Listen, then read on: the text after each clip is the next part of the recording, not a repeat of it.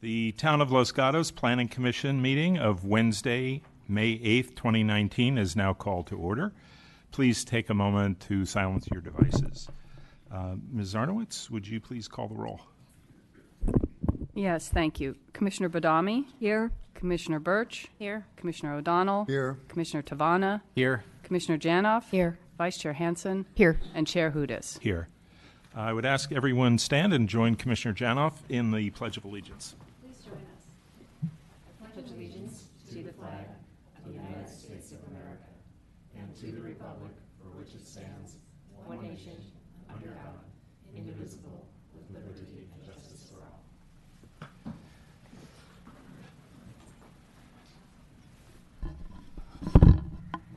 As the Planning Commission conducts this meeting this evening on behalf of the Town Council and the residents of Los Gatos, we encourage active participation, which is essential for democracy and critical to work of the Planning Commission.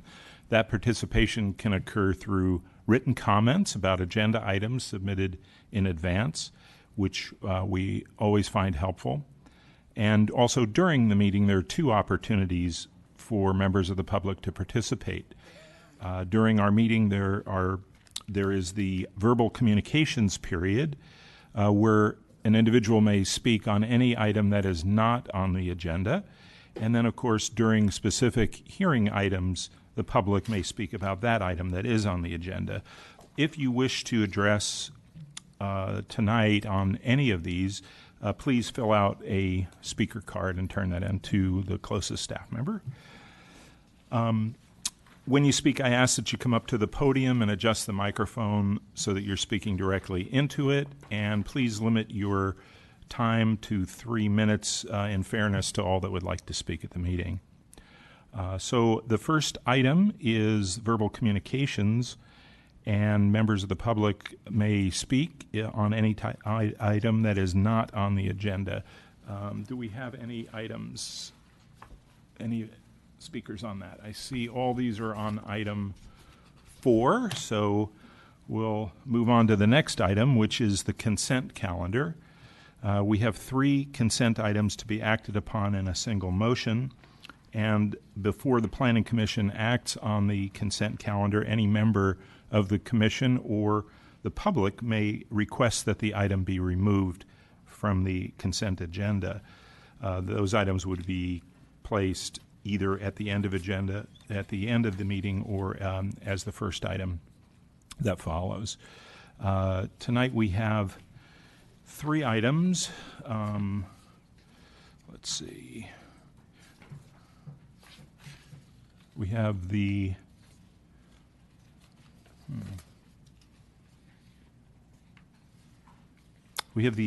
minutes. We have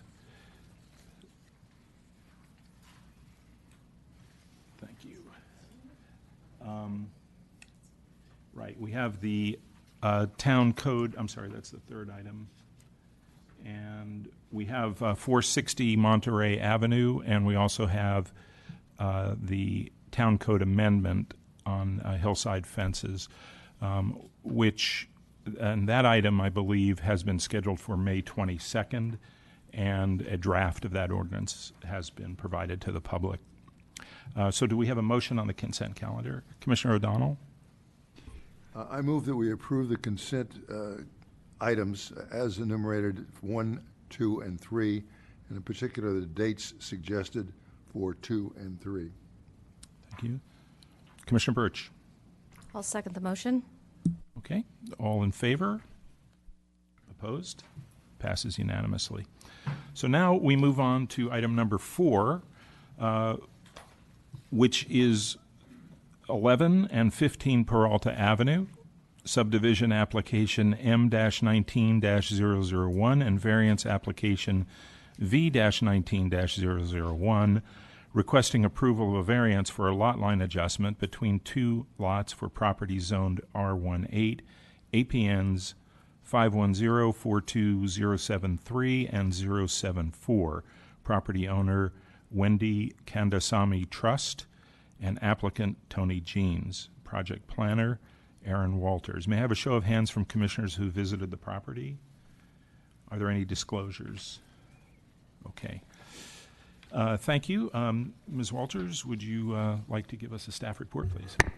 Yes, good evening, Commissioners. The two subject lots, 15 and 11 Peralta, are located on the west side of Peralta Avenue. The R18 zone non-conforming lots are each development with single-family residential uses. The project proposes a lot line adjustment between the two legal lots in order to remedy an existing condition in which the residence at 15 Peralta crosses the property line onto 11 Peralta. The existing detached 6-car garage also crosses the property line between the two properties. The project's being referred to the Commission because the lot line adjustment would require a variance to reduce the required lot size, lot frontage, and north side setback for 11 Peralta. The applicant has provided a letter of justification and supporting analysis of how the proposed reduced lot size, lot frontages, and setbacks are compatible with the existing neighborhood, and these can be found in Exhibit 4 and 7. Staff recommends approval of the lot line adjustment and variance applications as the lot size, lot frontage, and setbacks would be compatible with the immediate neighborhood than they are currently, and also remedy an existing condition. And there's a desk item tonight in front of you which contains additional public comment and legal analysis from the town's attorney, and staff's available for questions. Any questions of staff at this point? Okay. I have a number, but I think it would be better to hear from the public first, so I'll hold off on those.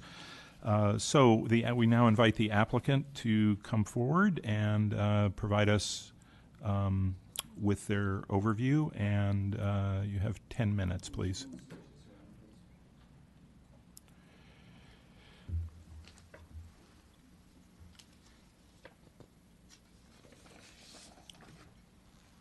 So, Mr. Jeans, you're speaking for the applicant? Is that correct? Yes. Okay, thank you.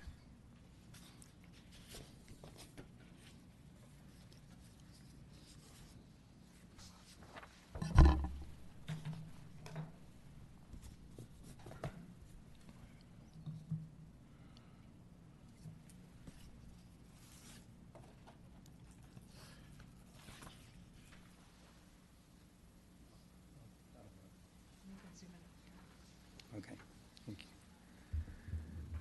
So, Tony Jeans, P.O. Box 1518, Los Gatos, California.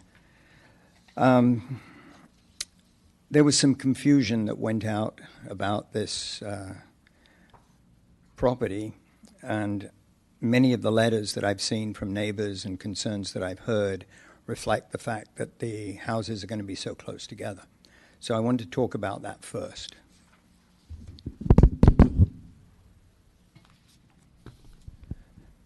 This is what we're actually trying to do.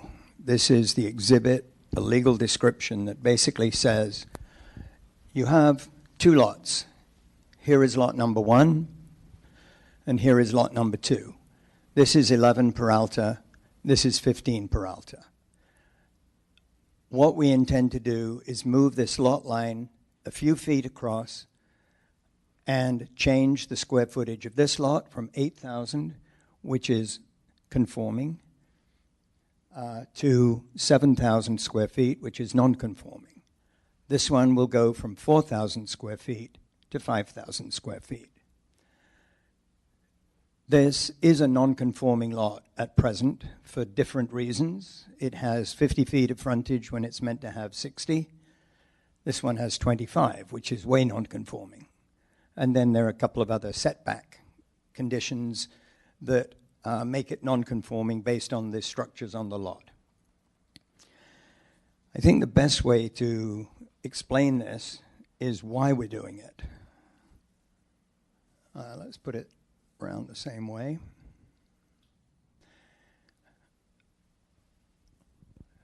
The building on 11 is entirely on the property. Here is the current lot line. There is a garage at the back.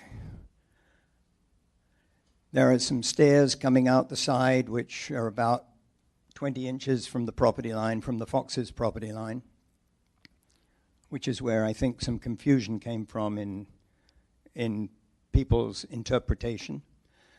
But let's have a look at what we're really trying to achieve. When you look at lot 15, there is the lot line. It runs right through the other primary residence on the property. What that means is that the owners can't even go in and get a kitchen remodel. They can't do anything because it's non-conforming. It's got the property line running through the house, and it throws up all sorts of red flags when you try and do anything.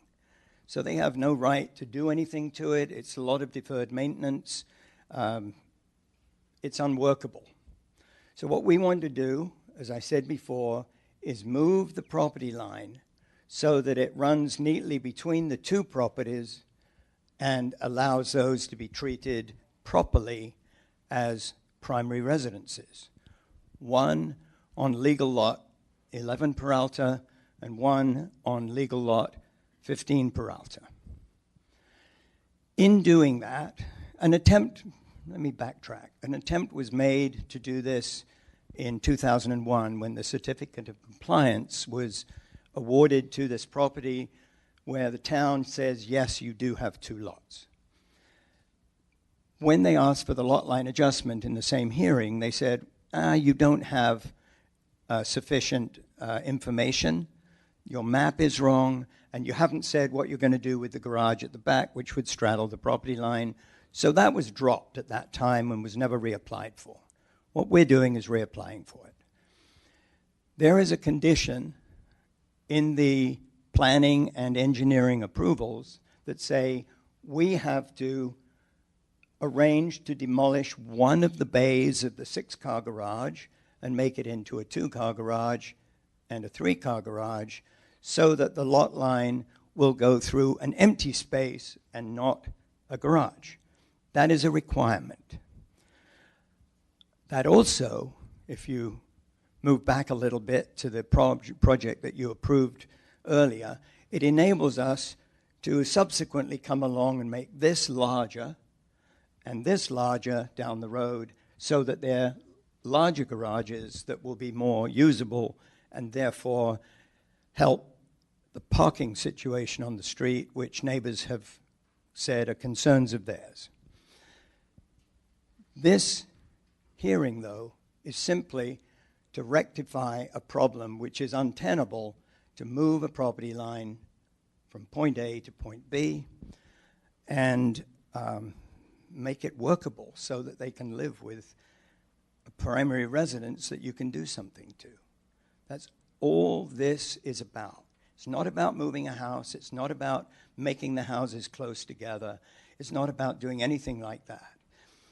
And in fact, if you do look at one of the tables that was handed out as one of the 12 million sections that you have, there is residence on 11 and 15. The yellow is just what is going to happen when we move the building that you've already approved, that we can move on 11. Remember that you've approved a move of the 11 Victorian house 3 feet closer to 15. Well, because of the way we're doing that, the distance to the property line actually increases. So the front setback, the right side setback now that we're asking for is a little over 4 feet, 4.375 feet. But when we do the move of the building, it becomes 6.375, and that is because we're taking off a 5-foot protuberance that sticks out on the right-hand side of the building here. We're removing that, so when we move it 3 feet closer, you're actually getting 2 feet further away from the property line. I'm just saying that because there is a lot of confusion that I think Mr. Fox talked about it being like, feeling like Kowloon when the properties are going to be so close together. We're not touching the properties. We're not making them closer together. Ultimately, the thing that you've approved will move them further apart. But at present, the property line distance, the distance between the two buildings will be 8 feet when you add together the left and the right side. And when you approve, because you've approved the remodel and slight move of the house, it'll go to 10 feet between the buildings, which is nothing like Kowloon. So I think that's where I want to stand at this point and listen to some of the neighbors. I hear a lot of their concerns, but I think some of them are based on confusion because the buildings are not going to change. Nothing is going to change on this street as a result of what you're doing. The buildings remain the same. There is nothing happening.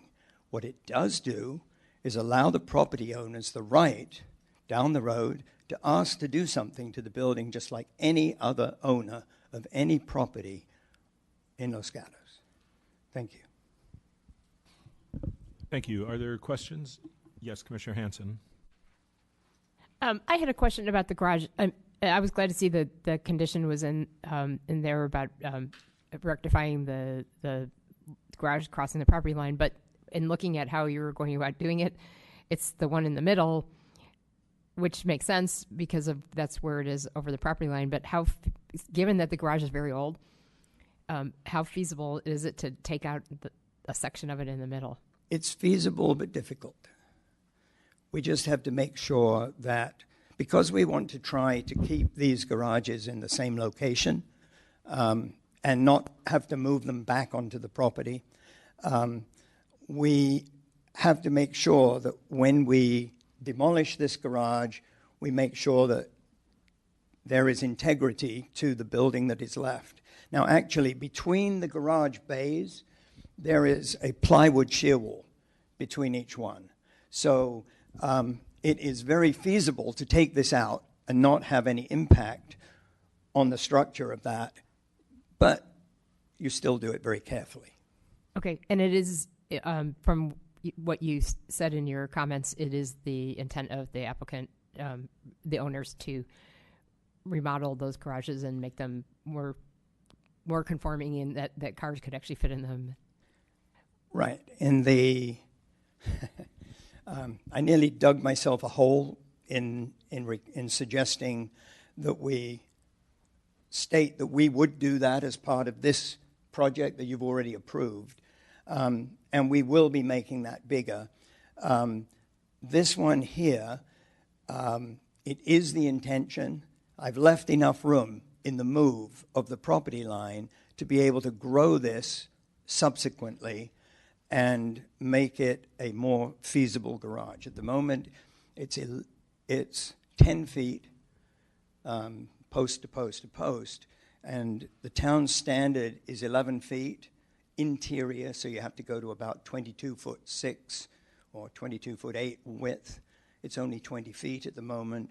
There is a way to do it without demolishing the garages.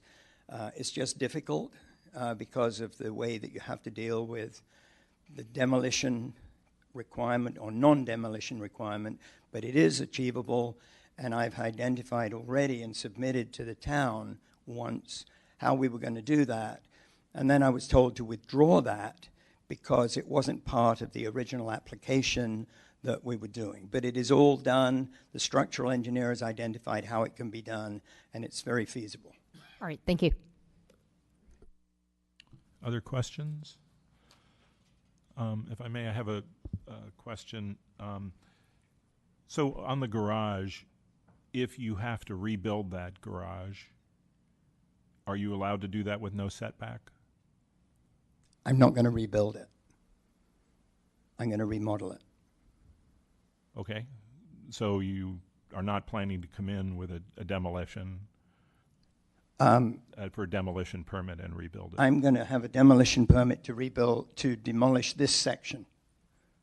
I am required to do that as part of Condition 5 and Condition 7 or 10 in the conditions of approval, which says come in and apply for a demolition permit for the garage. This garage only, not this, not this.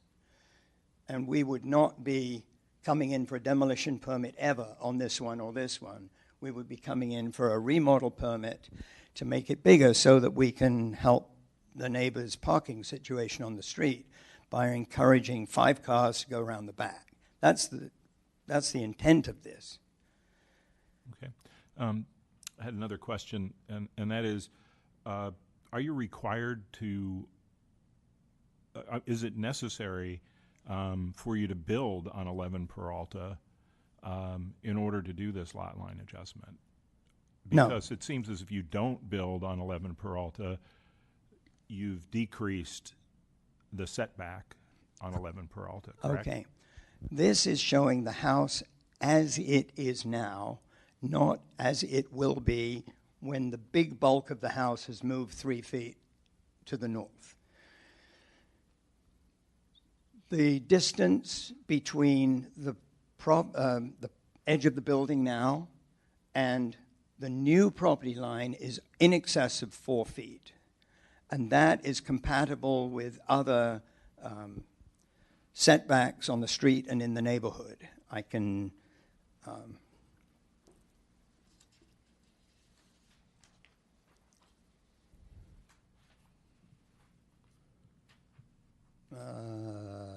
yes. So if you look at other setbacks, Mr. Fox from the property line is 2 feet. We're 2 feet already there. There's a 4-foot setback there. There's a 4-foot setback here. There's a 5-foot setback here.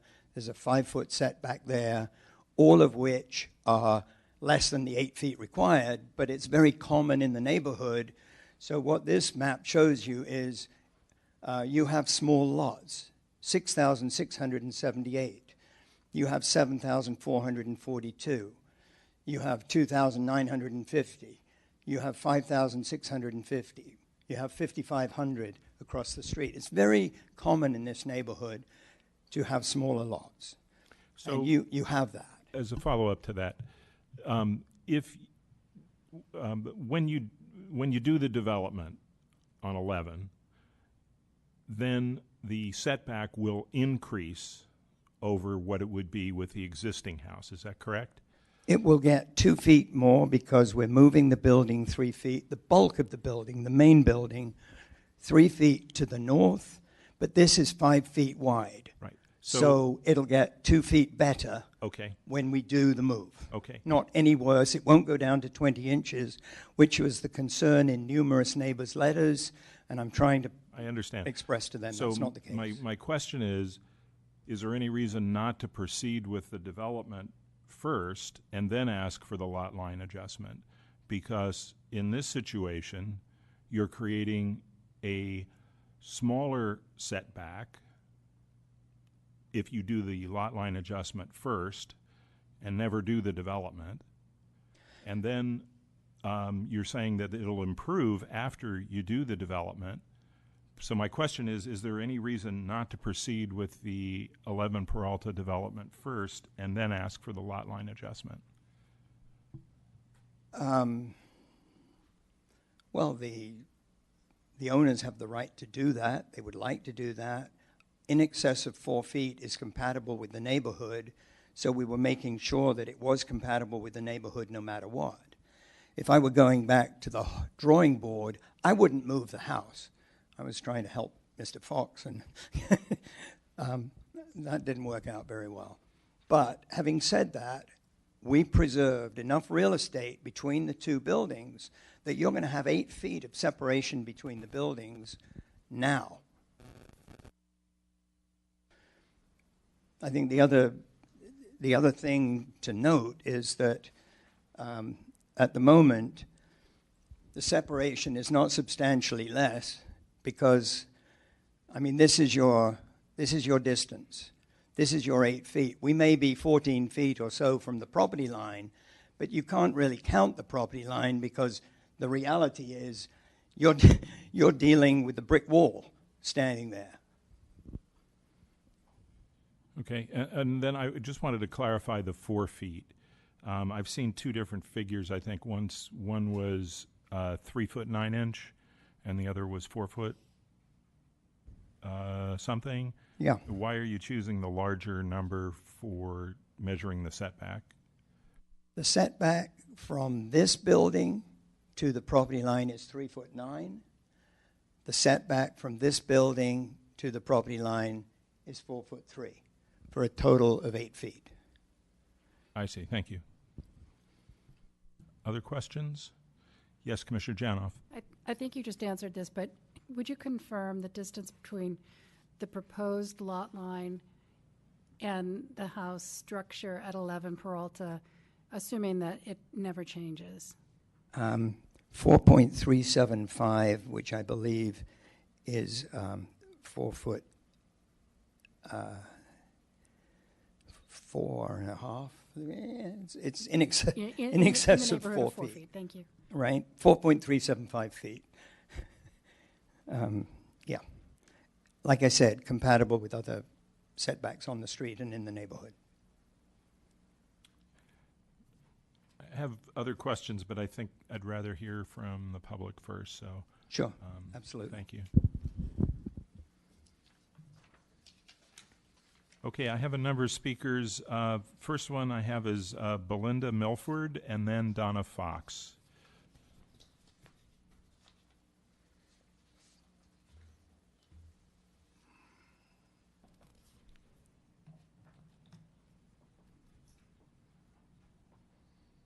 Hello, I'm a neighbor of Peralta Avenue, and I just want to say I think it would be a real shame to subdivide a lot there because it would cause increased congestion, increased parking, and I think it's unfair to the Fox family to have a house encroaching further closer to their house. I grew up in a town that had a lot of character and charisma, and I saw it just really ruined by this subdivision and dividing lots and building more houses. I'd hate to see that happen in Los Gatos. Thank you. Could, if I could just ask, what's your address, please? 41 Manzanita Avenue. Okay, thank So you. just a block away. Okay, thank you very much. Donna Fox? And then Shelley Spray will be next. Hi, my name is Donna Fox. My husband John and our youngest child reside at 9 Peralta in Los Gatos, where we have lived for over 23 years. Our house is adjacent to the Victorian at 11. The cottage at 15 Peralta currently sits next door to the Victorian. As I stand before you tonight, all of the immediate neighbors of 15 Peralta oppose this project, save one who has no opinion either way, including more neighbors up and down the street who had either previously supported the 11 Peralta renovation or who were fence sitters at that time and are now in opposition to the 15 Peralta lot line adjustment. Many neighbors were unable to attend tonight because they're out of town, so we have in your packets letters of objection on various grounds signed by at least 10 neighbors. Granting the various variants sought by the applicant would negatively impact the 11 Peralta lot and the neighborhood by making 11 Peralta a non-conforming lot by removing 1,000 square feet from it, or alternately, a more non-conforming lot. The applicants have failed to prove that there are any special circumstances applicable to 11 and 15 Peralta to justify changing 11 Peralta from a conforming lot to a non-conforming lot. If approved, this would further erode town code standards without any benefit to 11 Peralta or the neighborhood.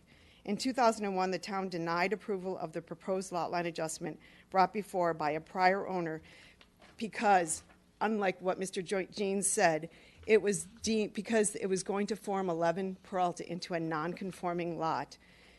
To now approve the current owner's application for a variance for a lot line adjustment as submitted would be to give special treatment to the current owners in violation of California state law. The applicant acknowledges that the action of moving the lot line will make 11 Peralta non-conforming. The only party it benefits is the developer who applied for this variance. The applicant is only interested in cannibalizing 11 Peralta so they can flip both properties, or at least 15.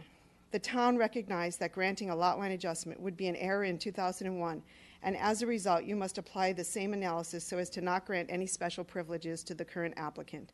It is self-serving for the applicant to use the lot at 15 Peralta, which is half the square footage of a conforming lot, to prove that they deserve a variance to shrink 11 to a non-conforming lot. Furthermore, the applicant's map shows the lot size and setbacks on Peralta erroneously, citing setbacks between 9 Peralta and 11 off by 9 inches in some places. We ask that you deny this variance. Thank you. Are there questions, Ms. Fox?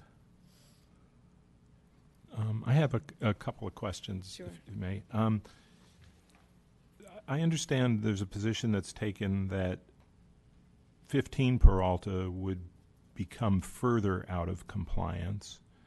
How is that the case if that lot is being made bigger?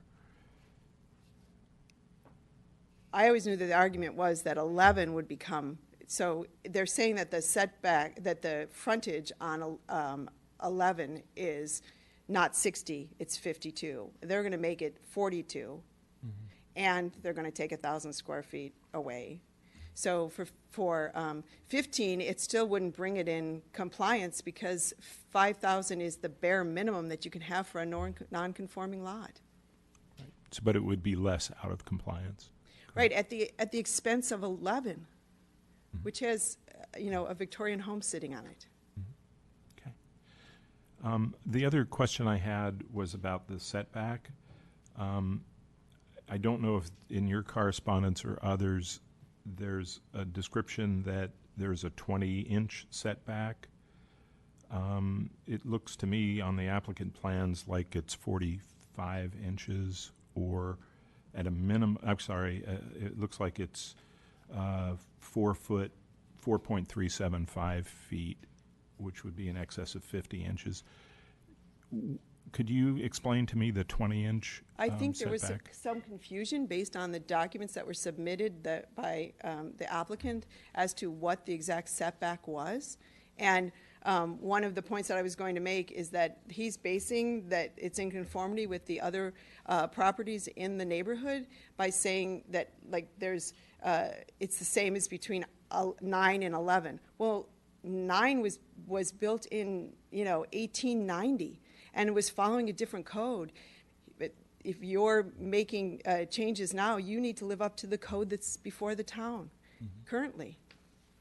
Okay, thank you. Any other questions? Okay, thank you very much. Next speaker I have is Shelley Spray, and then Art Monk. Hi, everyone. Thank you very much for the opportunity to speak with you. And could you give your address, please? Oh, yeah, 20 Hernandez Avenue, and that's, if you look at Peralta, right where it ends is Hernandez, so if I stand outside on my sidewalk, I can see this property. I walk by it every day. I first wanted to thank you for the opportunity to speak and also say that there are a lot of people that are very passionate about this and very concerned about it. And I first want to start with just some history on the lot. We talk about the lot line, this lot line being adjusted, but if you go back and you look at it, in 1907, 11 and 15 Peralta were sold as one lot. And this lot was subsequently sold 20 times as one lot over a 112-year period of time. It's never been subdivided as a separate lot. And as a matter of fact, if you look at some of the, how do I do this?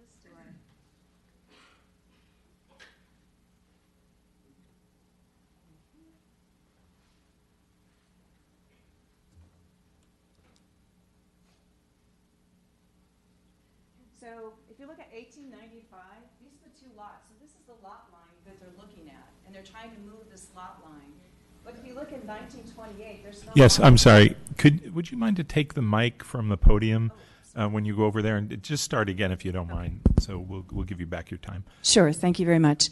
So if you look at 1895, this is the property where the Victorian house is sitting. This is the lot line they're talking about. This is where the cottage was built. This goes back to 1895. If you go to 1928, this is the property that we're talking about now. This is the first time that you see something that shows the cottage represented on it. You have the Victorian building and you have the cottage. There is no lot line at all. So we keep talking about this lot line and moving this lot line. There's no lot line to move.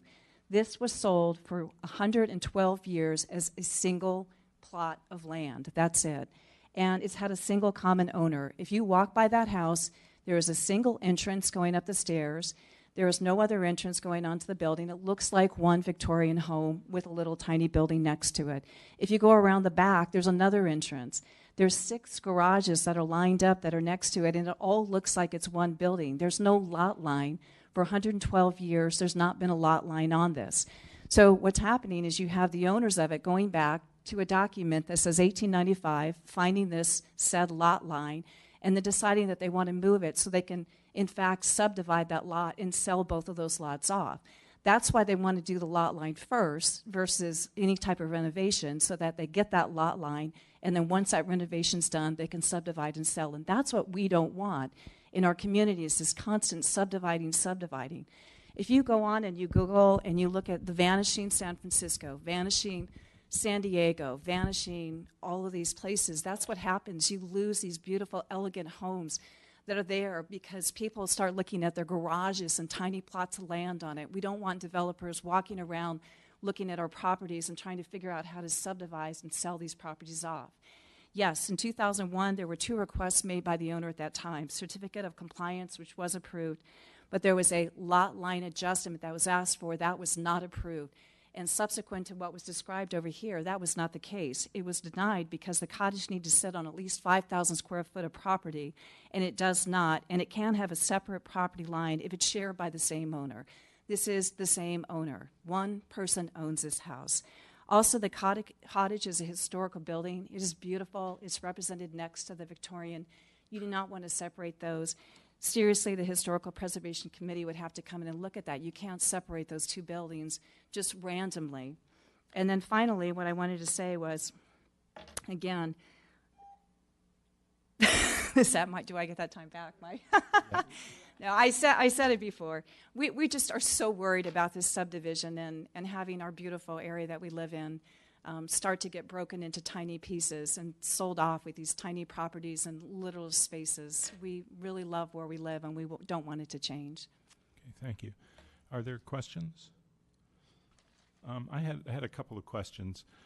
You mentioned the Historic Preservation Committee, and my question to you would be that if a modification, if no modification is proposed to the 15 Peralta address, and this application I don't believe is, on what basis would the Historic Preservation Committee look at this application? It's about the lot line and whether there's actually a lot line there to move.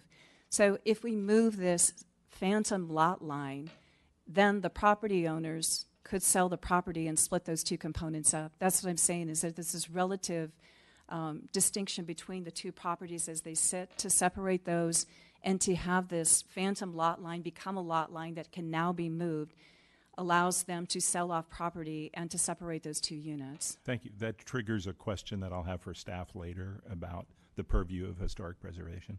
Okay. I had another question, which it sounds as though there were 2 decisions made in 2001. One was a certificate of compliance, and one was a lot line adjustment. And the question I have is, and have you given any thought to, under what authority could the town rescind the certificate of compliance that it gave in 2001? I'm not sure I understand the question. That do you mean to pull it back and say that they don't have the certificate of compliance? Correct. Right, because you've stated that it's one owner and that they can't do anything there with regard to that. So it sounds like you're saying that the certificate of compliance would have to be rescinded. Is that correct? And if so, under what authority could the town rescind a certificate of compliance? No, I'm actually saying that there were 2 things that were submitted. I don't know if the certificate of compliance could be rescinded or not, but what I'm saying is that they asked for a lot line adjustment and it was denied. And it wasn't denied. You can go into the documentation. It is in the information that you have. But 2 key reasons why is that it needed to sit on a 5,000 square foot property, which it does not. That's number 1 of 1.291017. Or 07, and it cannot have a separate property line if it's shared by the same owner. Those are 2 main reasons why. So what was described before is that they didn't describe what was going to happen with the garage. That's not the reason. The reason why is that it wasn't the lot size, and you can't split it if you have one single owner. Those were the 2 main reasons why. Thank you. That again triggers some more questions for staff later. Okay. Thank you very much. Any other questions? Okay, Mr. Art Monk. And then the last card I have is David and Melanie Cox. And if there's anyone else who'd like to speak, please just turn in a card. Yeah, you can give me a bit of help here. I don't know. Okay. And no, I just want this. That's all I do. Want. Yeah. Thank you so much, Aaron. Good evening, Chairman Hoods and honorable commissioners. My name is Art Monk. I live at 33 Peralta. I'm here to talk briefly about some things you have in your packet, and we're going to talk about our friend 2910-070, and I received a document today that said it really doesn't apply, and I'd like to talk with you about why it does. And we're going to talk about the California Subdivision Map Act, and you see there the particular reference to what we're talking about, the Los Gatos Town Code, and then we're going to understand that the applicant has crafted a proposal in a manner to escape the prongs of 2910-070A1 and 8, and he's done that by tearing down the garage and making the plot 5,000 square feet for number 15. These activities are categorically forbidden in 2910-070, and the reference is at the bottom there where you say, no parcel shall be modified through a lot line adjustment procedure in order to meet the criteria listed above. Listed above are those criteria when you read the particular citation. So we're going to have a careful read through 66451.11, which is state code. And of course, as you know, Los Gatos is a general law city, so the state code is effective here. And the careful read goes like this. A local agency, that's the town of Los Gatos, may, please keep that may in your head, by ordinance which conforms to and implements the procedures prescribed by this article, provide for the merger of a parcel or unit with a contiguous parcel or unit held by the same owner. Contiguous parcel or unit held by the same owner. Those are two lots that are beside each other. If any one of the contiguous may, remember the may, if any one of the contiguous parcels or units held by the same owner does not conform to standards for minimum parcel size under zoning ordinance of the local agency applicable to the parcels or units, all of the following requirements of land, and if all of the following requirements are satisfied. Here we go. At least one of the affected parcels is undeveloped, and it was at this exact point that we had a confusion point with legal representation at the town. And so the way this reads is, by any structure for which building permit was issued or for which a building permit was not required, or is developed with an accessory structure, or is developed with a single structure that is partially sited on a contiguous parcel or unit. In other words, that particular second or takes you to a situation where you have a building across a lot line. So I'm out of time. Okay, but there may be questions. Yes, Commissioner Burge. So we only got through A. So I'm going to ask the chair if I may request that he just at least finish the description on this document so I fully understand the point that he was hoping to make. Sure, maybe you could just ask a question. Would you be willing to do a bit more description on this page? I'm going to be clear that we can't go through all the pages. Happy to do that. Just as far as this, I want to fully understand the documentation you've provided. Certainly. I will put it back up. So there it is. But before I do that, I'll put up the note that we received from attorney that says, therefore, the town, including Planning Commission and Town Council, has no legal authority or ability to rescind the certificate of compliance, and we're not here to have it rescinded. It hasn't hurt anybody since 2001. Leave it there. All right?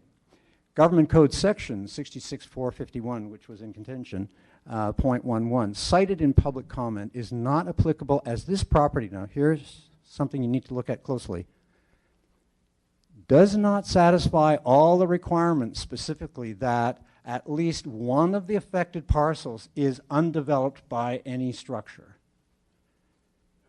For clarification, could you refer us, this is a document that we have? That is a document you have. Well, you would have it in your packet from staff. Those are comments. Desk item from Yes, today? yeah. Okay, thank That's you. in, I don't know if it's in your desk item. Yep. You have it, okay. So what I'm here to say is this poor section of town code has been left in the cold for a long time in both of these instances. And so I'm going to come back to how it needs to be read. Now, firstly, we're going to read this, Commissioner Birch, I am going to answer your question. I am, okay. But what I'd like to add here is, you have here the state code, and you have it in the documentation that I provide. You have the state code in 1985.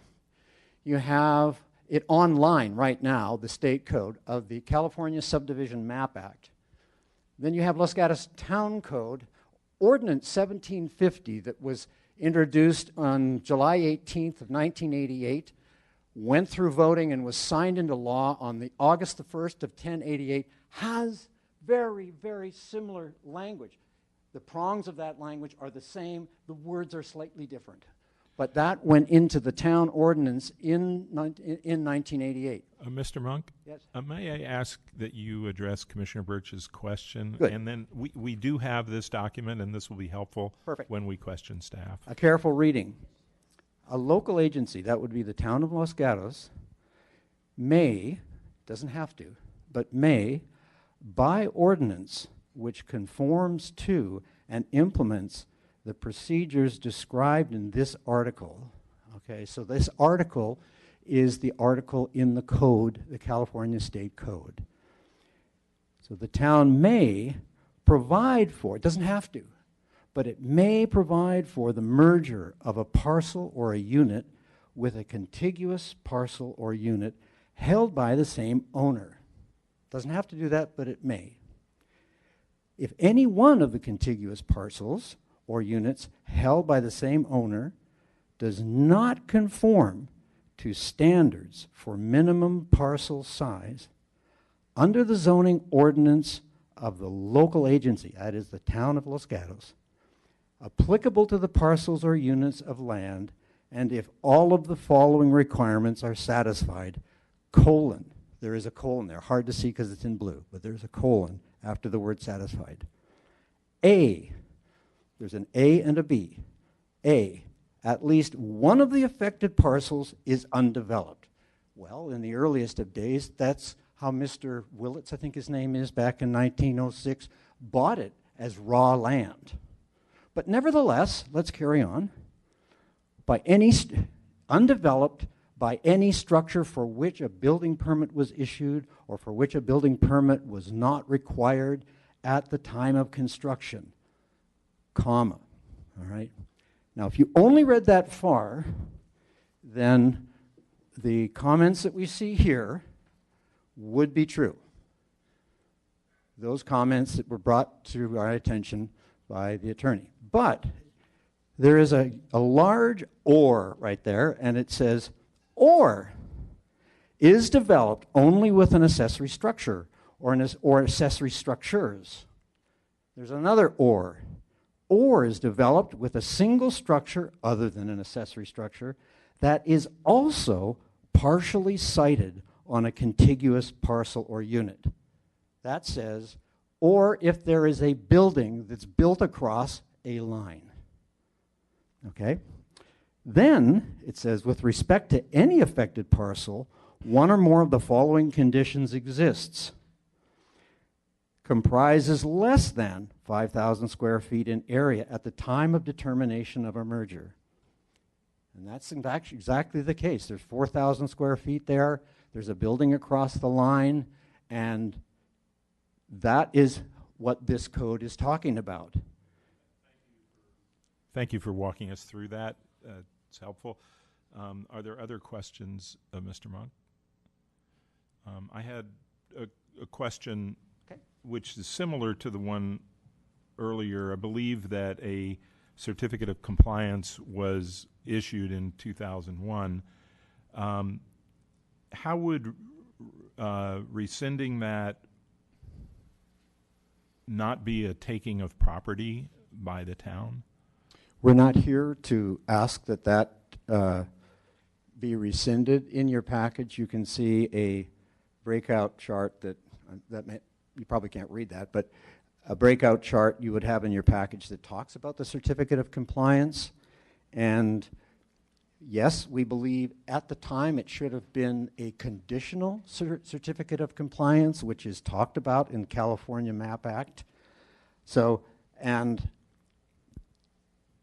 we then said, all right, let's look at this. And it turns out there's actually no statutory method for removing a certificate of compliance. And our view is that since 2001, when the certificate was put in place, things have been fine because it's been common owners on either side. People have been acting like the property is merged. And so it could continue on that way. And if the new owners of the merged property came along and said they wanted to file a new map where those two were together, that would be on them, and they would approach council for that. Thank you. I had one more question. Yep. In a letter that you signed and several others signed, there's a statement that says that subdividing the property into small parcels is inconsistent with the character of the neighborhood. This is going to be a key consideration for us. How is this not compatible with the neighborhood? Well, it's over and above that, it's not compatible with the history of the property, of being a single owner property that's been... I'm talking about the neighborhood compatibility in terms of similarity of well, what would have to conditions. happen if it was truly going to be a separate lot is a new curb cut would have to be created in that stone wall. That wall would have to be torn down and a separate entryway put in to that lot, because right now to the two lots there's only one stone staircase to go in. And you know, there's those kinds of things. Okay, thank you. Last speaker I have is David and Melanie Cox.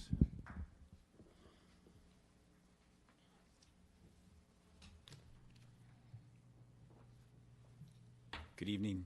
Good evening. I'm David Cox. I live at, my wife Melanie and I live at 41 Peralta. We've lived there for nearly 10 years. We are against this for the reason, you know, based on what we've heard tonight. I think for us, there are a couple of things. What Mr. Jeans said as one of the reasons was that, if I understood it right, this cottage on the property right now, they are not free to modify or update because of this question around where the property line is or whatnot, or because the property line goes through the house. My understanding is I struggle with that reason, because if it's a single property and a single owner, I can't imagine the town would have a problem if I own that property and I wanted to keep it the way it is, to go to the town and to say I want to update my cottage. Why wouldn't the town let me do that? I didn't understand that. It seemed like not a valid reason.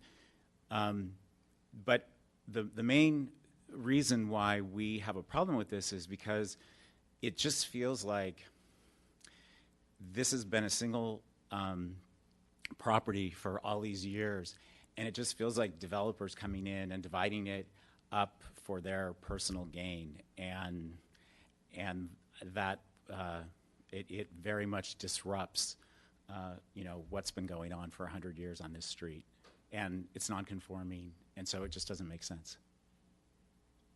Thank you. Other questions? Okay, thank you. Thank you. That's the last card that I have, and so at this point I would invite the applicant back for 5 minutes to address the commission. Is this okay now? Thank you. I'm going to skip through it fairly quickly. This is the legal description of 11 and 15. You'll see it calls out parcel 1 with an APN, parcel 2 with an APN. This description is pursuant to the Town of Los Gatos Certificate of Compliance recorded 2001. They are two properties. You are dealing with two properties here. That is a fact. That is what it is. And any attempt to try and say that it is not two properties is wrong. One of the things that I gave you, common ownership, this is from Subdivision Map Act, which is really boring, but it's got some points in it. Common ownership does not constitute grounds for determining lots to be merged. What it says is two or more contiguous parcels or units of land which have been created under the provisions of any prior law regulating the division of land shall not be deemed merged by virtue of the fact that the contiguous parcels or units are held by the same owner. That's the law. The fact that there's an interesting thing that actually is in Mr. Monk's documents, where you discover that the very first time they were transferred in ownership were in two separate years, 1988 and 1906. That, in turn, constitutes them being regarded as two separate parcels, which is why in 2001 the town issued the certificate of compliance. The title company in 2001 said, in our research we found no documents nor any references in any deeds indicating that the two lots were ever merged formally or informally. So they haven't been merged, they are two lots. They haven't been merged, they are two lots. So where does that put the homeowner now? It puts them in a position that they can't do anything with the property. The neighbors are suggesting that this is a travesty based on lot 11 becoming smaller. I think it's a travesty that they can't do anything with the property.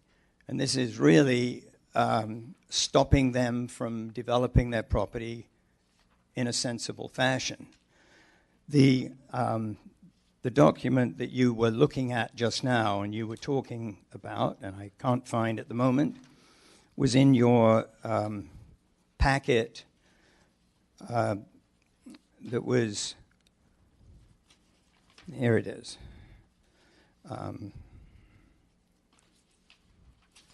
This is from your town attorney. This is his analysis. You have this in the handout that you got tonight. This is his legal analysis, and this is the one that I want you to understand.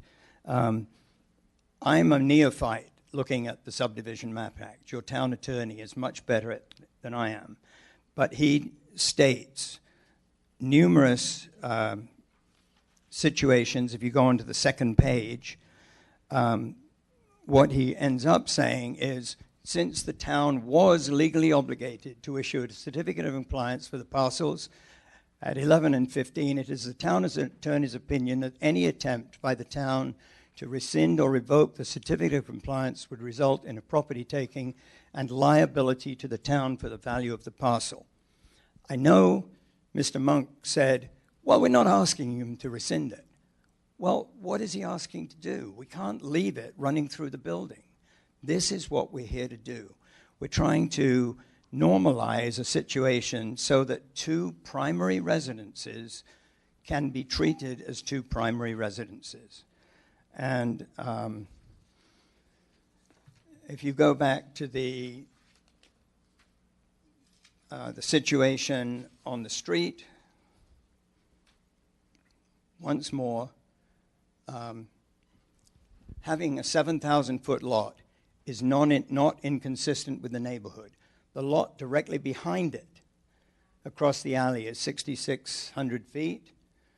Across the street, we're 55, and we have numerous other ones in the neighborhood. Thank you. Are there questions? I had a couple.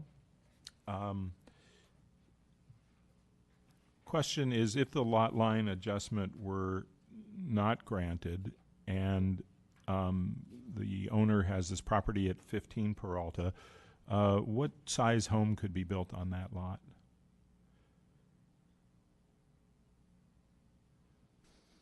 It's in one of the tables. Let me find that. The problem is, if it were not granted, well, I think the real problem is, how do you build when the property line is running through the building? I don't know how you do it, because I won't get permission for a building permit. I won't get permission for a planning permit. Let me see if it's on here. If it were a 4,000-foot lot, building area 15, I could do 1,432 square feet. After the lot line adjustment, it could be 1,500. You get an extra 68 square feet. Not a lot. You can always do, I guess, a basement. But that would be the size that you would be allowed to do. And is that a single story? Yeah. Well, could be anything. It could be 700 over 700. Right. Okay. Got it. At the moment, it's a two-story. Okay.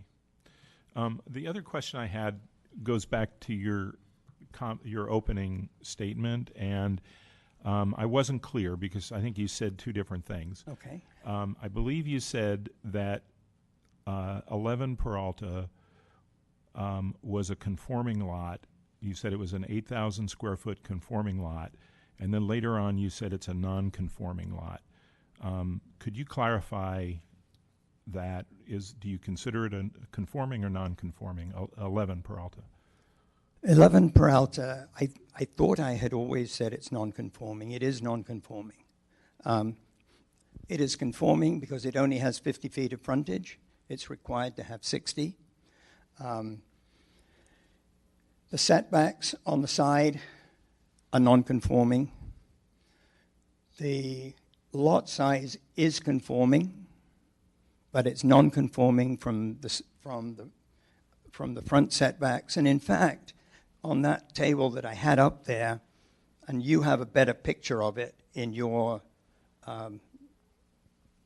because you can't really see what is red and what isn't. But all of the non-conformities are shown on this chart, and there's also one without the yellow. The one without the yellow is showing it as it is now. The yellow is only showing, hey, we know we've got approval to do a remodel and an addition on 11, so what impact does that have? But the bottom line is that shows where the non-conformities are and where they're changing. Thank you. I think you answered the question. The related question to that is are non-conforming lots prevalent in that neighborhood?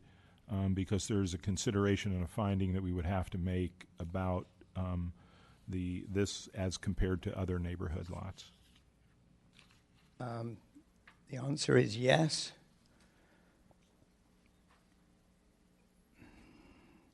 So, again, going to this one, from a size standpoint, this is non-conforming here, right behind the property.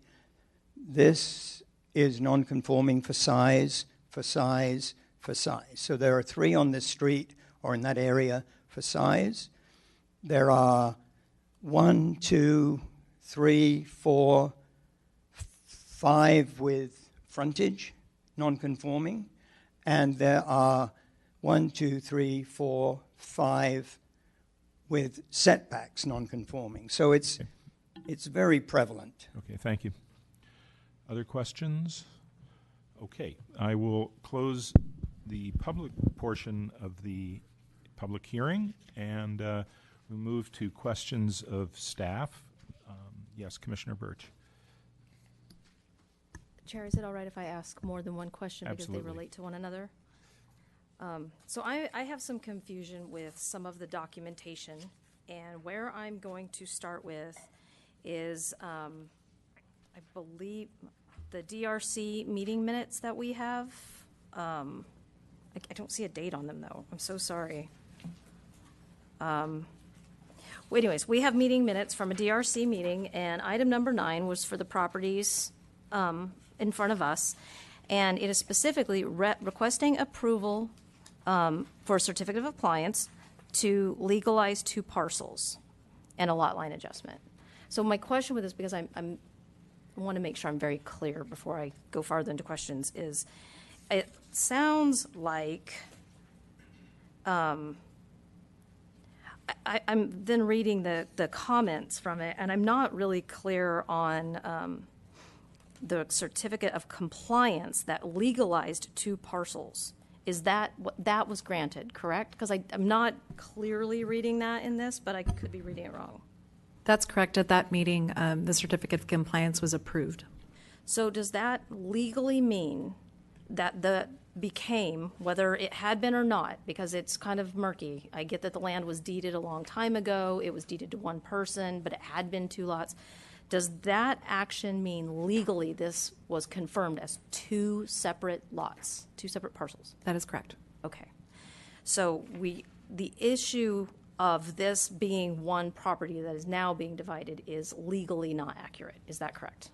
That is correct. Okay. Then that answers that question. And then my next question, in fully understanding that, is when that was granted, the lot line that was determined, and I'm not certain how that was determined, actually. I assume it was just based on the property that was deeded in the original lot line. Was it at that time already running through the existing cottage and garage? At the time of certificate of compliance, that's where the building was, and that's where the property line laid. Okay. And then I only have one other question. So that being the case, and that being that it was an existing building where this was, if that person, if somebody wanted to do work on that cottage, they wanted to add an extra room on the back or something, does the fact that that lot line lies within that building mean they can't do anything? Yes, that's correct. Okay. Thank you. Thank you. Commissioner O'Donnell. I just want to throw this out for our discussion. It seems to me we have essentially an opinion by the town attorney that, 1, the certificate of compliance is valid, and 2, that it's subsisting, and that if we were to do something contrary to that, we might have a taking. I'm going to accept that because I don't think it's our purview to argue with our own attorney unless we have some newly discovered evidence. And I practiced law for almost 50 years, and I would not argue with the town attorney on this. If you accept that the certificate of compliance does not make something, it signifies that something is compliant based on the facts. So pre-existing facts are signified as being compliant. It's my understanding. In any event, we have the compliance. So I guess, notwithstanding that it is in compliance, one question we're dealing with tonight is, do we want to do a lot line adjustment? Because as we know previously, where the certificate of compliance was granted, they did not grant the adjustment. So we're being asked, to me, it's not an issue anymore about are there 2 lots, because we have a certificate of compliance. That's the only question is, should we, to me anyway, should we grant the adjustment? So if somebody views that differently, we want to talk about are there 2 parcels or not, I'd like to hear why. If not, then I think we ought to deal with, should we grant the adjustment? So maybe I could just go to staff for one minute before we get and get staff's read on, are those the questions that we're dealing with, and is that the position that staff takes on that? Yes, that's accurate. And also you have a variance before you this evening, which is in order to enable the lot line adjustment, which the Development Review Committee did not have before them, and hence also why it's before the Planning Commission. Okay, thank you. Commissioner Birch. Just to clarify, the reason I specifically asked those questions is I do hear the concerns of the people in the audience, and I want them to understand that as we move forward, that we do understand that, but what legally we are bound to. So I do not think that an open discussion on whether this is 1 property or 2 is a valid discussion. Okay, Commissioner Janoff. Yeah, thank you. I'm in complete agreement with my fellow commissioners as stated. And just also wanted to follow up that the comment on the DRC meeting in 2001 that we're referring to indicated that one of the reasons for not granting the lot line adjustment is because the garage straddles the property line. They don't happen to mention the residence. So in fact, what we are presented with is a correction of a deformity or a deficiency that was identified in 2001 in terms of what Mr. Jeans is proposing. Having said that, my one concern, given that they are two legally separate lots, two APNs recognized by the county, two tax bills. The comment that if we separate the lot at 15 Peralta and agree to the lot line adjustment, that would enable future development to update the home.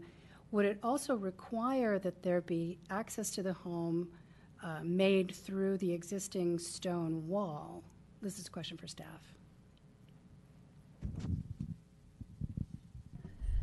That was posed to Public Works, and at this time with this application, that's not required. They have there's the same property owner. Any future development with a separate owner would require separate access. There is access through the rear as well. Just to follow up, please. And since that property, presumably the wall as well as the structures, are historic in nature, would the break through the historic wall have to come before the Historic Preservation Committee? Yes. Okay, thank you. Just as a follow-up to questions that were raised earlier, could staff clarify the difference between the 2001 application for lot line adjustment and the one we have before us tonight? Yes, that application did not include a request for a variance. So what was denied was that, yes, the lot line adjustment created a lot smaller than the required 8,000, so it would require variance. So they did not request that at the time, and they also did not show on the plans how to handle the garage crossing the property line. Okay, thank you. Commissioner Hanson. I wanted to ask two questions. One was, I just was wondering, since staff is recommending approval, what were your main reasons for recommending approval of the application? That it would be better than it was before they requested the lot line adjustment?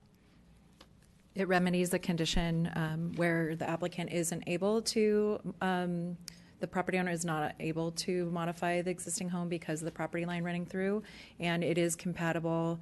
Reduced lot size and lot frontage and reduced setbacks are compatible within the neighborhood. There's evidence of that. And you do concur that that both properties are currently non-conforming? That's correct. They both are non-conforming. And then just related to that, it's kind of the same question.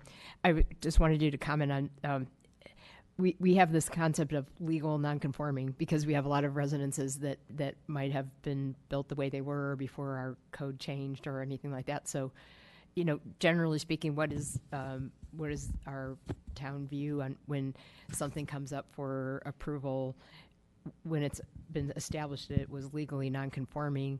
Do we typically ask them to correct the non-conformity as a condition of approval, or but because or is it grandfathered because it happened before the code changed?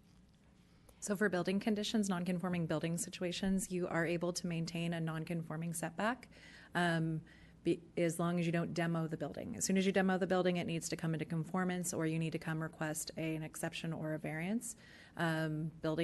Things such as building height, which is not the case in here, would have to meet the zoning standard at the time. Thank you. Other questions? Commissioner Birch. One follow-up from my earlier questions, just again reading my notes from the neighbors. As this is currently two properties, even though there is one owner, technically they could sell one lot right now, correct?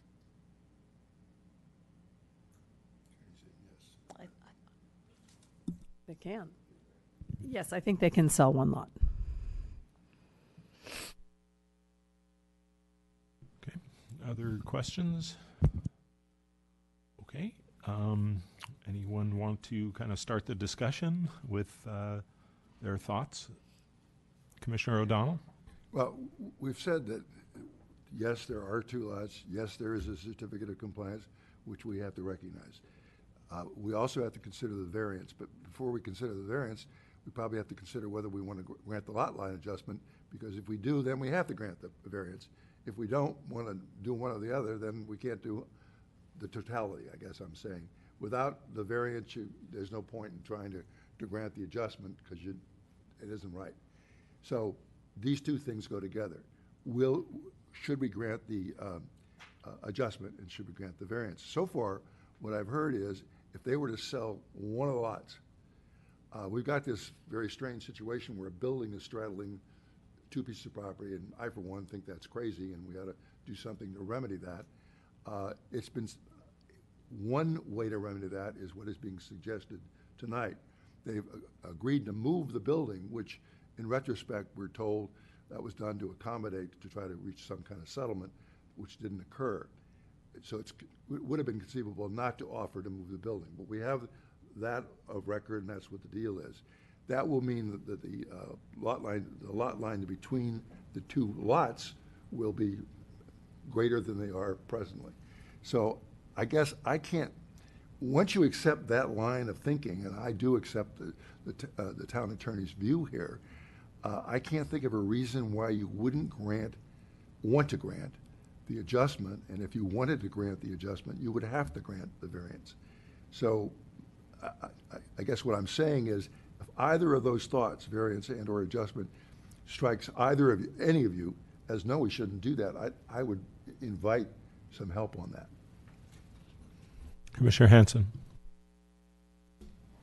I like Commissioner O'Donnell's line of thinking. I mean, it is established that there are two legal lots. That's not a subject for debate. And so then the question of whether the lot line adjustment, staff gave good reasons if they're unable to make modifications to their property if you don't make that. But having said that, one concern I heard loud and clear from the neighbors is about subdivision. And I, too, if I lived in that neighborhood, would be worried about, could other people use this as precedent and come in and subdivide their lots? But I don't think that could be the case, because this is already established as two lots, and we're simply moving the lot line over a little bit to rectify the fact that they can't make any enhancements to their property. So I would ask our town attorney to just comment on that, though, that I'm correct in saying that this would not be a precedent for somebody down the street to request a subdivision. I think that's correct. These cases need to be analyzed on their own merits. And so this is not a situation of a single lot that is requesting right now to be divided. And we have two distinctly divided lots legally back to 1888, I'm sorry. So I don't think it would serve as a binding precedent. So thank you. So that being the case, given that it's two lots, given that the lot line adjustment would correct some deficiencies, and given that it we presumably wouldn't set a precedent for further subdivision in that neighborhood or anywhere else, I generally support the request. Another question for staff that I had asked in the hearing earlier, and that had to do with the sequence of when this is given. Do we have any ability to have the lot line adjustment occur after the redevelopment occurs? In other words, we were told in testimony that when the redevelopment occurs, there will be more space. Even though the building's moving over, the configuration of the building is such that there'll be even more space. And so it would seem as though we would have less of an issue on the lot line adjustment after the development has occurred. So is there any way for the lot line adjustment to be either contingent or dependent on that development occurring?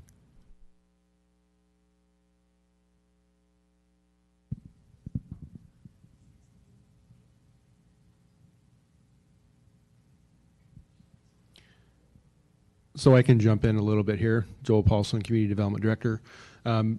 You should act on this application that's before you this evening as if the movement doesn't occur. You are approving the variance for the 4.375 feet on 11. So that should be the mindset, and you should take the evidence and facts that support that from a staff's perspective and make a determination on these applications this evening. Okay, thank you. That's very helpful. Other questions? Commissioner Birch. If I may, can I ask a question of staff and then make a comment? As these are non-conforming lots, if they decided to do work on 15, I assume that would come in front of us. Is that correct? It depends on the scope of work. If they meet all the, just because a lot is non-conforming, the town has many non-conforming lots due to frontage or size. As long as they meet the zoning standards in terms of setbacks or and lot coverage and if they meet all of that, they may not come before Planning Commission. However, if they are asking for an exception or maybe there's an architectural concern or something like that, it may come before you. Okay. And then if I could just make a comment. Yes. Personally, if this was one lot, I would never divide this. I've been on this commission where we've divided lots into two, and we are extremely fastidious on meeting the requirements, particularly on the frontage width.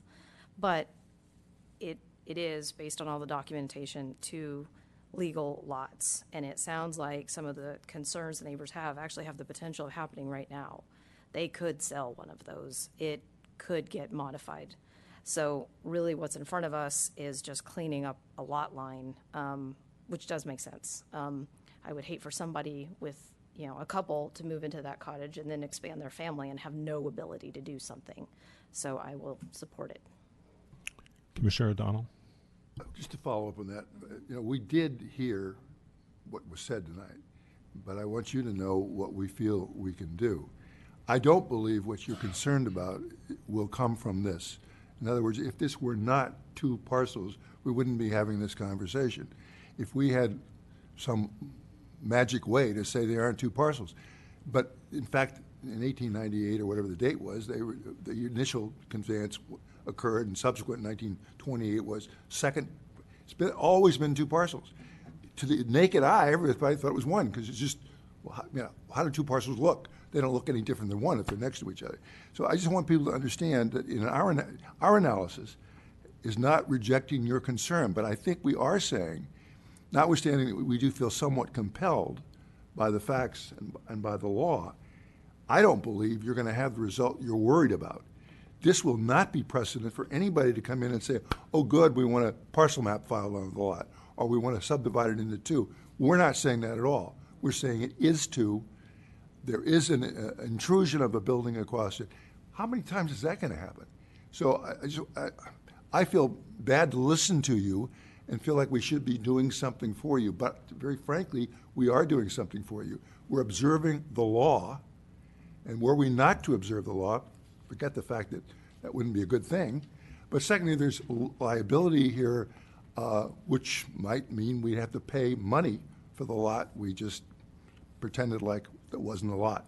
So I don't normally explain this, but I respect all of your opinions. I just want you to know why we may go the other way. I had maybe one more question for staff related to that, and in terms of the lot line adjustment and and the variance in particular that supports it, there's a part of the code 2920-170 that says that this application of this ordinance deprives such property of privileges enjoyed by other properties in the vicinity and under identical zone. And with regard to that, I think testimony and evidence about what is prevalent in the neighborhood is important. So I wanted to get staff's opinion on that. We heard some testimony tonight, but my question is, are there other examples of non-conforming, perhaps with irregular lot lines in that vicinity? There are. There's properties with non-conforming frontages and non-conforming lot sizes and setbacks within the neighborhood.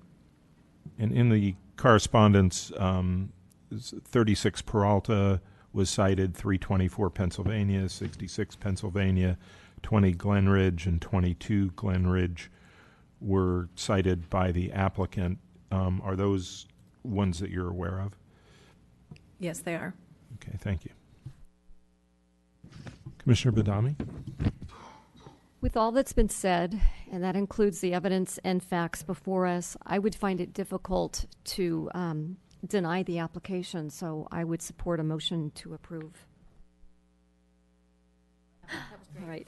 All right. I move to approve subdivision application M-19-001 and variance application V-19-001, requesting approval of a variance for a lot line adjustment between two lots for property zoned R18. I can make the required findings for CEQA. I can make the required findings for granting a variance application as required by section 29.20.170 of the Town Code. And I can also make the required findings of the Subdivision Map Act consistent with section 66412 as contained in Exhibit 2. Commissioner Birch? I'll second the motion. Okay. Commissioner Hanson, remark?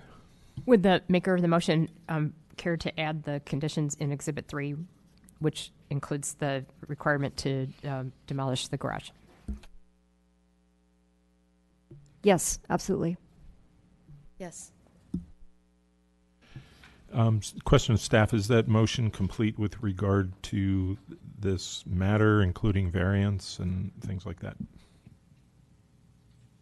Okay. Yes. Further discussion? I would just maybe add one point, and that is that a lot of this obviously hinges on the determination of whether this is two properties or one.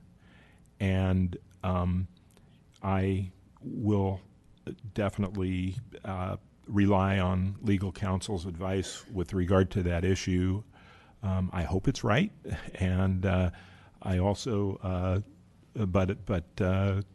really feel like the only way I can deal with this in front of me is to rely on legal counsel with regard to that particular issue, because I think the other issue follows from that, in my opinion. So, other discussion? Okay, I'll call the question. All in favor? All right, okay. Opposed? Passes unanimously. Are there appeal rights for this? Yes, they are. The decision of the Planning Commission is appealable to Town Council within 10 days on forms with fees payable to the Town Clerk's office. Okay, thank you. So the last item we have, number 5, is other business, and report from Director of Community Development, Mr. Paulson. Thank you. I will go ahead and do this from back here. So last night the Town Council met and they discussed the recommendation from the Planning Commission regarding the land use appeal modifications.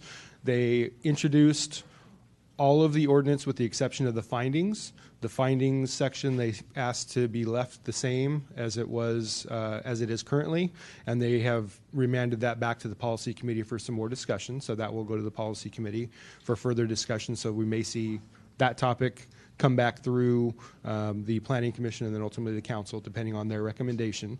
And then they also authorized the Town Manager to work with Parks and Public Works on the specs and bids for the one-way street pilot. So tentatively, the one-way street pilot is set to begin in early June. I want to say June 8th or 9th, and then run, I believe, till October. So it will be one way from Bachman to Elm. The town will be putting in is proposing to put in 7 parklets for the public, which will be, places for folks to gather and sit. Those haven't been programmed yet. And there'll also be a bike lane installed, and then there'll be on the east side of North Santa Cruz, there'll be angled parking where they can put that in, and on the west side there'll be some parallel parking available. And actually, the net increase is 3 parking spaces after all that's said, which is interesting. But we will see how that pilot goes, and so those are the 2 items that I have to report. Okay, follow up with regard to the first item. Is there timing for the policy committee to reconsider that item? It will probably go to the next meeting. I think we're still looking at which date that's going to be, whether that's going to be next Tuesday or it's going to be 2 Tuesdays after that. So I would just, if you want to, I will shoot you an email and let you know when I find out. Great, thank you. Last item is subcommittee reports.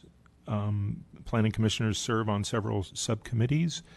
I know we had a meeting of the Conceptual Development Advisory Commission earlier today. Commissioner Badami, would you like to give an update on that? Yes, the Conceptual Development Advisory Committee met earlier this afternoon. That would be with Chair Hudis and Commissioner O'Donnell.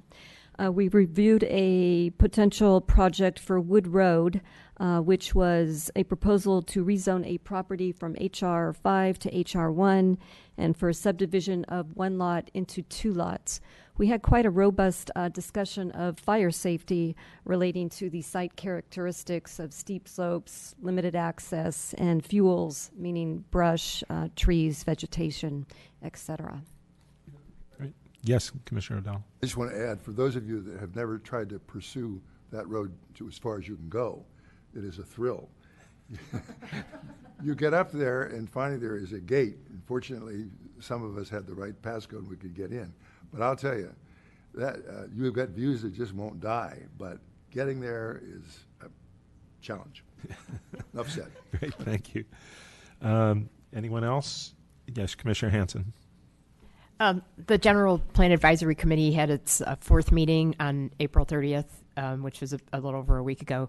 And we were continuing our discussion of the vision for the 2040 General Plan update. And in the previous meeting, we had some draft of a vision statement, and then staff did a great job of pulling that back together and also supplying us with vision statements of many other jurisdictions. And then a couple of the committee members also put in their own views. So we had a very, very lively discussion, but we did take the best of all of the submissions that we had and crafted a vision statement that I think we're pretty happy with it. We're also tasked with completing guiding principles, which will be kind of like the next level of detail. And that discussion will happen in our next meeting because we spent so much time on the vision statement. But it really, really was an excellent discussion, and all the members of the General Plan Committee did an excellent job of contributing to the vision that we have for 2040. And then that vision and the guiding principles will come to us, the Planning Commission, as well as Town Council. And then once we get through that process, we will start diving into the actual elements of the general plan, starting with the land use. Great, thank you. Are there any other matters that the Commissioner wishes to discuss? Okay, well, thank you very much. This meeting is adjourned.